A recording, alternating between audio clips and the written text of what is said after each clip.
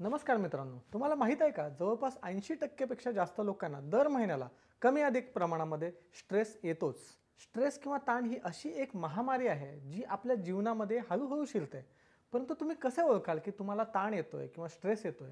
तुमच्या शरीरात किंवा मनात काहीतरी विचित्र बदल होत असताना तुम्हाला कसं कळेल की तुमचा ताण तुमच्या नियंत्रणाबाहेर जात आहे?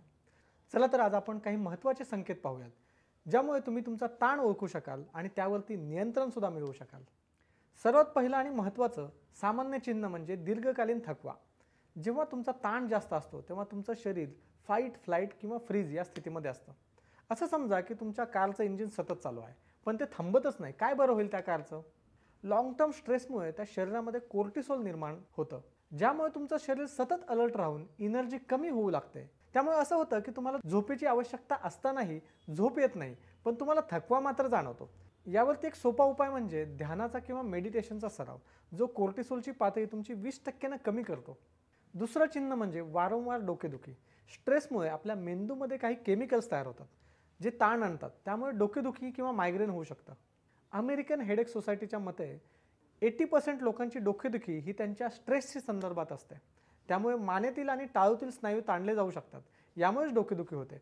यावरती उपाय म्हणजे तुम्ही प्रोग्रेसिव्ह मसल रिलॅक्सेशन किंवा शवासनाचा सुद्धा सराव करू शकता.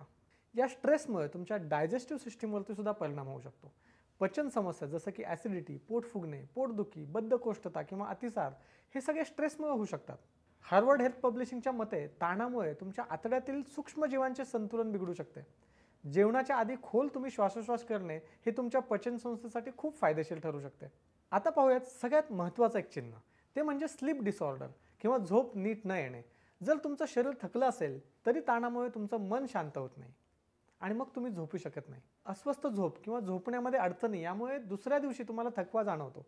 यावरती उपाय म्हणजे रात्री झोपताना 3 दीर्घ श्वास घ्या आणि सावकाश सोडा, जे तुम्हाला तणाव कमी करण्यास मदत करेल. ताणाचा दुसरा दुष्परिणाम म्हणजे त्वचेच्या समस्या, मुरूम, सोरायसिस किंवा एक्झिमा यासारख्या त्वचेच्या समस्यांचं कारण सुद्धा ताण असू शकतं. त्वचेवरती पुरळ येणे, खाज येणे यावर तुम्हाला त्वरित उपाय घ्यावा लागतो. ॲलोवेरा किंवा टी ट्री ऑइलसारखे थंड गुणधर्माचे पदार्थ तुमच्या त्वचेच्या देखभालीसाठी खूप उपयुक्त असतात. ताणामुळे तुमची रोगप्रतिकारक शक्तीही कमजोर होऊ शकते, ज्यामुळे तुम्हाला सर्दी, फ्लू आणि इतर आजारसुद्धा होण्याची शक्यता वाढते. अमेरिकन सायकोलॉजिकल असोसिएशनच्या मते दीर्घकालीन ताणामुळे म्हणजे लाँग टर्म स्ट्रेसमुळे तुमच्या शरीरातील लिम्फोसाईटची संख्या कमी होते, ज्यामुळे शरीराची रोगप्रतिकारक शक्ती कमी होते. तुम्ही व्हिटॅमिन सी आणि झिंकचं सेवन त्यासाठी करू शकता आणि नियमित व्यायामही करू शकता. तुम्ही या सर्व साईनवरती लक्ष ठेवून त्यावरती उपाय करण्याची तुम्हाला गरज आहे. स्ट्रेस हा कमी वाटत असला तर तो तुमच्या आरोग्यासाठी गंभीर परिणाम करू शकतो. ध्यानधारणेचा अभ्यास करा, दीर्घ श्वास घ्या, प्राणायाम करा, मेडिटेशन करा, व्यायाम करा आणि स्वतःची काळजी घ्या. महत्त्वाचं म्हणजे तुमच्या शरीराचा ऐका आणि तणाव कमी करण्यासाठी हे साधे सोपे उपाय लागू करा. जर तुम्हाला हे व्हिडिओ आवडले असतील तर कृपया लाईक करा, शेअर करा आणि चॅनलला सबस्क्राईब करा.